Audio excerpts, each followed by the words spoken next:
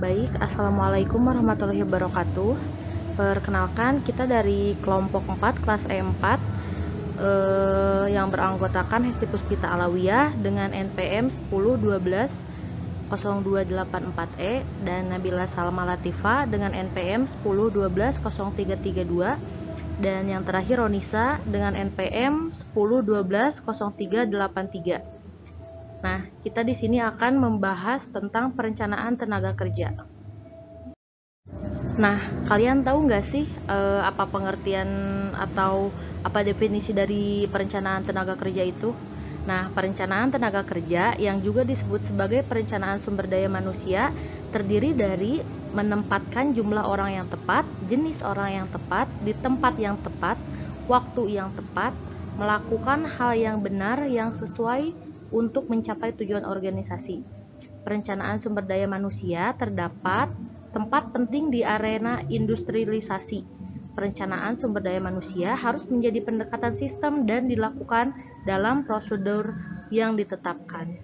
Nah, berdasarkan Vetter 1967, perencanaan sumber daya manusia adalah proses di mana manajemen menentukan bagaimana organisasi harus bergerak dari posisi tenaga kerja terkini ke posisi tenaga kerja yang diinginkan. Melalui perencanaan, manajemen berjuang untuk mendapatkan waktu yang tepat untuk melakukan hal-hal yang dapat memaksimalkan manfaat jangka panjang secara maksimal. Nah, sekarang lanjut ke langkah-langkah perencanaan tenaga kerja. Apa aja sih langkah-langkah yang harus kita jalanin untuk menuju perencanaan tenaga kerja ini? Nah, yang pertama ada menganalisis persediaan tenaga kerja saat ini. Sebelum manajer membuat ramalan tenaga kerja di masa depan, status tenaga kerja saat ini harus dianalisis. Untuk ini, hal-hal berikut harus diperhatikan.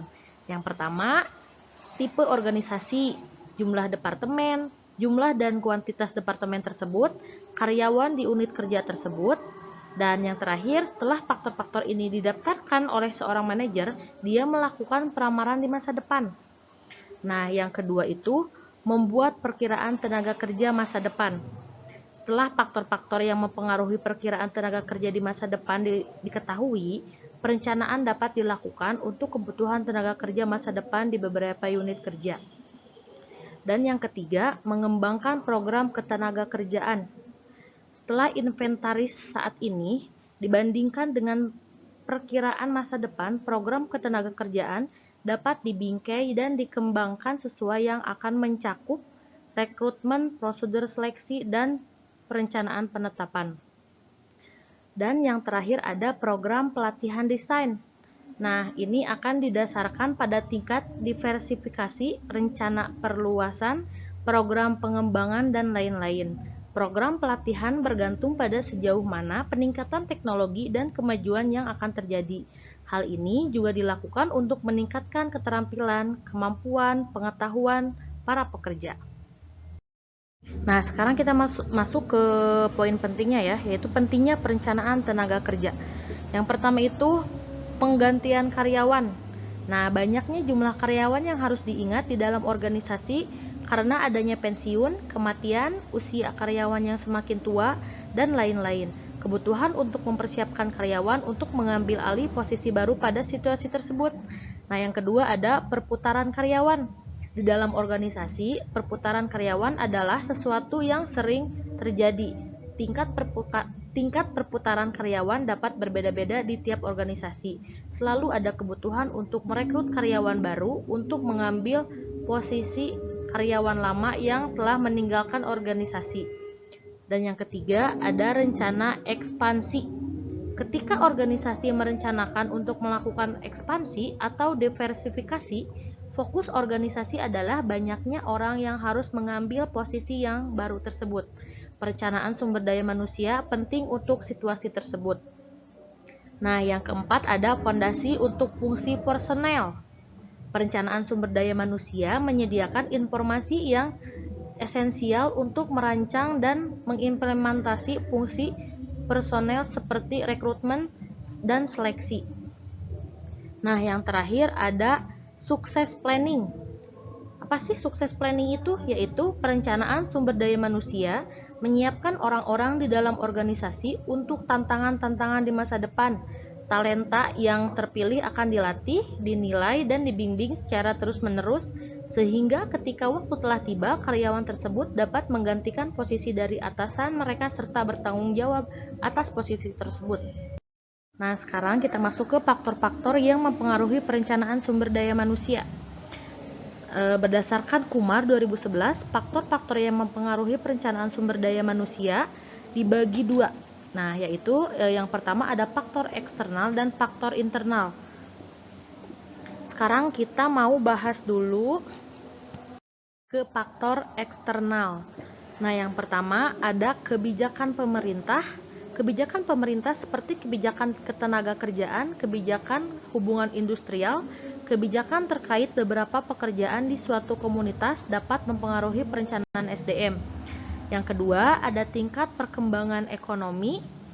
Tingkat perkembangan ekonomi menentukan tingkat pengembangan SDM di suatu negara, sehingga mempengaruhi persediaan SDM di masa depan di suatu negara.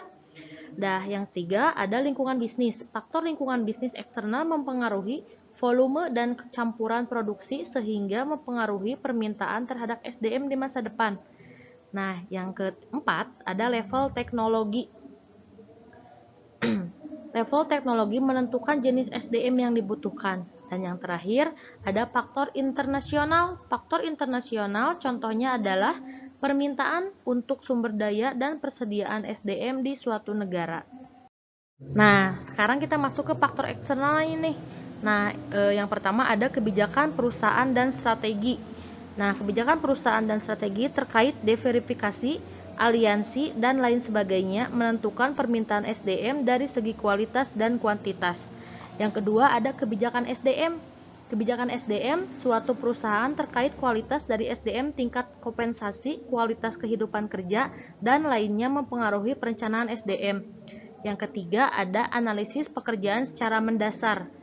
Perencanaan SDM dirancang berdasarkan analisis pekerjaan, deskripsi pekerjaan, dan spesifikasi pekerjaan, menentukan tipe karyawan yang dibutuhkan oleh perusahaan. Yang keempat itu cakrawala waktu.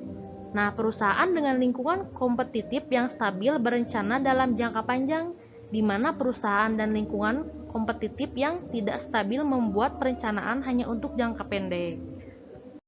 Jadi, kesimpulannya, perencanaan tenaga kerja adalah proses pemerkiraan jumlah optimal orang yang diperlukan untuk menyelesaikan tugas dan waktu tertentu sehingga dapat mencapai goals perusahaan. Perencanaan tenaga kerja mencakup parameter seperti jumlah personil, berbagai jenis keterampilan, jangka waktu, dan sebagainya.